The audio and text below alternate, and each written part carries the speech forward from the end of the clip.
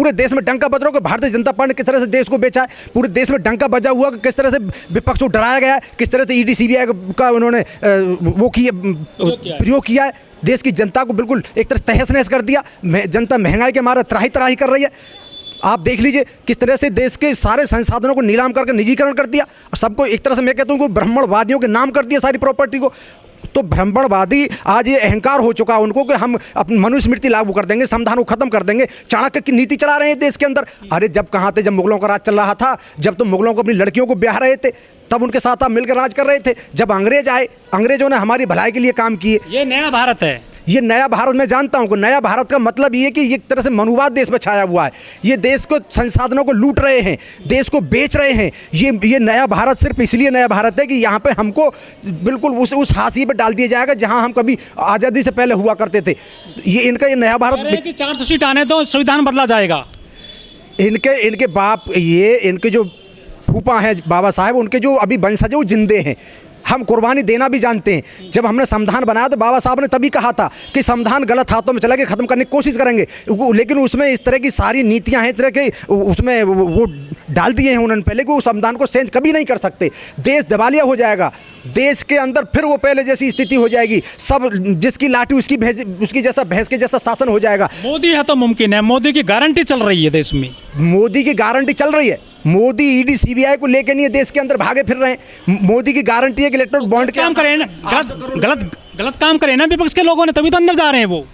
देखिए गलत तो ये कर रहे हैं जिनको लोगों को इन्होंने, किसी ने भी गलत काम नहीं किया विपक्ष में। मैंने आपको कहा थोड़ा बहुत लोकतंत्र में जो राजनीति में बेईमानी थोड़ा बहुत करता है, लेकिन भारतीय जनता पार्टी 100% बेईमानी कर रही है, देश को लूट रही है। 800 करोड़ की दलाली इन्होंने कंपनियों से ले ली। वो उसको ये फंड कहते हैं, तो मैं इसको दलाली कहता हूँ।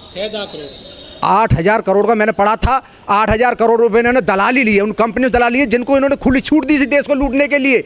मैं उसको दलाली कहता हूँ, जिसको ये चंदा कहते हो दलाली है। इन्होंने जिस तरह से देश को लूटने के लिए खुली छूट दे रखी थी उन लोगों को, आज उनसे दलाली के रूप में पैसा लिया गया। आज कोर्ट ने भी उनके लिए कह दिया कि इसका पूरा हिसाब चाहिए, ये आपका गलत नीति है और इसका हम बिल्कुल समाप्त करेंगे इसको। और अभी जो एक पॉलिटिकल पार्टी है कांग्रेस, उसने कहा है कि इन सब की जाँच होगी। और मैं समझता हूँ जिस समय भारतीय जनता पार्टी सत्ता से बेदखल होगी, उस समय सारी भारतीय जनता पार्टी या तो दिपकते पड़ेंगे, माफ़ी मांगते पड़ेंगे, जेल में सड़ेंगे। नमस्कार, मैं उमदेव। आज हमें नोएडा में हमारे साथ हैं सुरेंद्र बोध जी। सुरेंद्र बोध जी, चुनावी बिगुल बच चुका है, क्या लग रहा है? मोदी जी कह रहे हैं कि तीसरी बार पीएम बनेंगे हम, 400 पार सीटें बता रहे हैं वो। बीजेपी इस बार चुनाव बुरी तरह से हार रही है और हारे हुई ये क्योंकि अब सत्ता से जा रहे हैं और इनको सत्ता से जाना एक तरह से बड़ी इनको 400 सीटें आएंगी उनकी बदनामी हो रही है, इसलिए अपने मुंह से पहले ही 400 बकते फिर रहे। इससे मुझे लगे मानसिक संतुलन खराब हो चुका है। जब से इंडिया गठबंधन बना है और बहन जी इतनी मजबूती से चुनाव लड़ रही है देश के अंदर, तो उससे जितने भी बीजेपी के जो सीटें थी उन पर बहुत बुरी तरह से हार रहे। और आने वाले समय में जो बीजेपी में मिल रहे हैं, चाहे कांग्रेस हो, सपा हो, बीजेपी हो, सब बीजेपी का कुनवा मजबूत हो रहा है। ये वो लोग हैं जिन लोगों ने अपने ज़मीर को बेच दिया है, अपने समाज का सौदा कर दिया है। वो बीजेपी का एक पॉलिटिक्स रही है पहले से कि जितना भी विपक्ष है उसको कमज़ोर करो और पैसे दे के उसे खरीद के लाओ। तो जो लोगों ने अपने समाज को बेच दिया, अपने मान सम्मान को गिरवी रख दिया, अपने ज़मीर को बेच दिया, वो लोग बीजेपी में जा सकते हैं। जिनको अपने समाज की चिंता, अपने मान सम्मान की चिंता, अपने अधिकार की चिंता है, अपने वोट की चिंता है, वो कभी भी बीजेपी के साथ नहीं जाएगा। स्वाभिमानी इंसान बीजेपी के साथ कभी नहीं जाएगा, मर जाएगा। हर आदमी जो पॉलिटिक्स में आगे थोड़ी बहुत तो बेईमानी करता ही है, क्योंकि यहाँ की इस तरह की स्थिति बनी हुई है देश की कि यहाँ बगैर बेईमानी के लोग आगे नहीं बढ़ते, तरक्की नहीं बढ़ते, ईमानदारी पे यहाँ के लोगों को भरोसा नहीं है। तो उसका ये भारतीय जनता पार्टी फ़ायदा उठा रही है और उन लोगों को डराती है, धमकाती, ईडी सीबीआई को लगाती है और उनके पीछे दिन रात लगे रहते हैं। किसी भी तरह से साम दाम दंड भेद, किसी भी नीति के आधार पर वो बीजेपी में आए और बीजेपी में आने के बाद उनको बीजेपी वार्षिक पाउडर में नहला के और बीजेपी में एंट्री दे दी जाती है और उनको चुनाव भी लड़ाया जाता है, उनको मंत्री बनाया जाता है, उनको पदों पर बैठाया जाता है। तो एक बीजेपी की पॉलिटिक्स है। नहीं तो बीजेपी कभी भी सत्ता में आए। 15% की औकात क्या है? 15% ज़्यादा 85 सीट तो जीत सकते हैं देश के अंदर। वो 400 सीट कैसा कह सकते हैं? 400 सीट तभी कहेंगे जब उन्हें ईवीएम पे भरोसा हो। लेकिन कांग्रेस के बड़े बड़े नेता खुद बीजेपी में जा रहे हैं। बीजेपी में वही लोग जा रहे हैं जो उनकी मनुवादी सोच है। मनुवादी सोच के लोग ही बीजेपी में जा रहे हैं, क्योंकि पहले कांग्रेस में इसीलिए बैठे हुए थे क्योंकि वो कांग्रेस के सारे लीकेज को बीजेपी में दे रहे थे। वो सारे आरएसएस से जुड़े हुए थे, विश्व हिंदू परिषद से जुड़े थे, जो शिवसेना से जुड़े हुए थे, ये सारे लोग वही हैं। इनको तो वहाँ जाना ही था। बहुजन कभी सत्ता में आएंगे लग रहा है?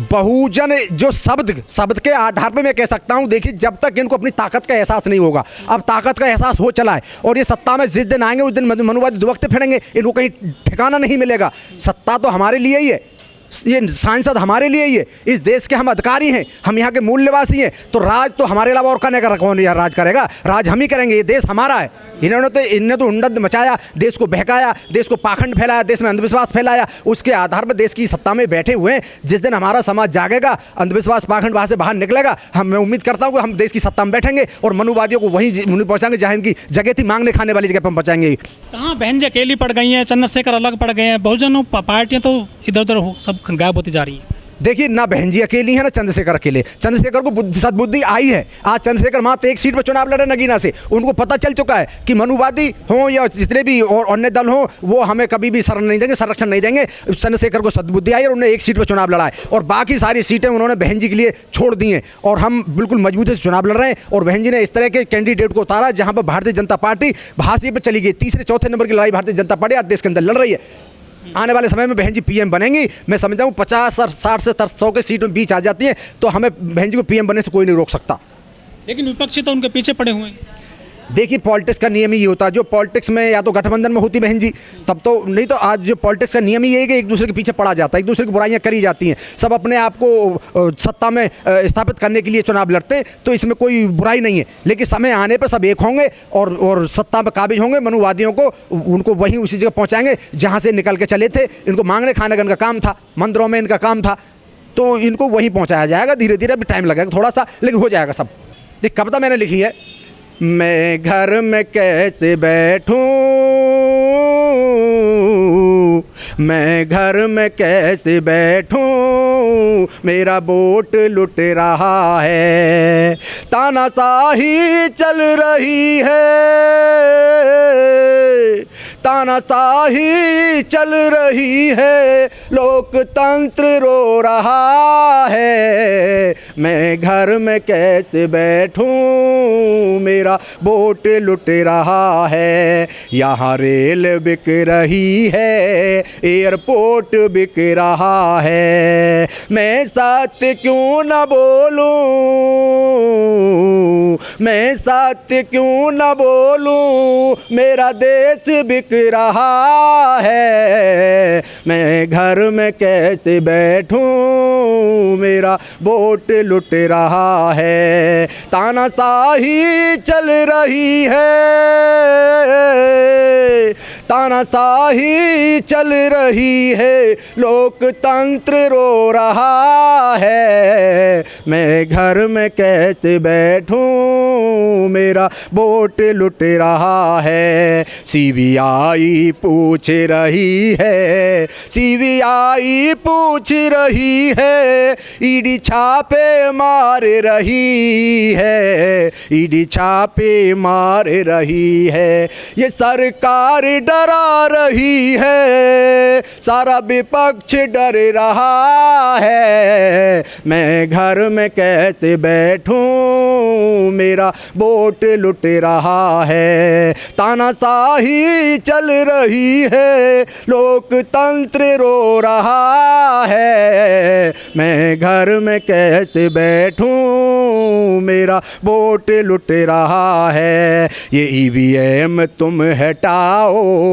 ये ईवीएम तुम हटाओ, बैलेट को लेके आओ, बैलेट को लेके आओ, अब ये सवाल तुमसे, अब ये सवाल तुमसे सारा देश कह रहा है, मैं घर में कैसे बैठूं, मेरा वोट लुट रहा है। जय भीम, नमो बुद्धा साथियों, धन्यवाद।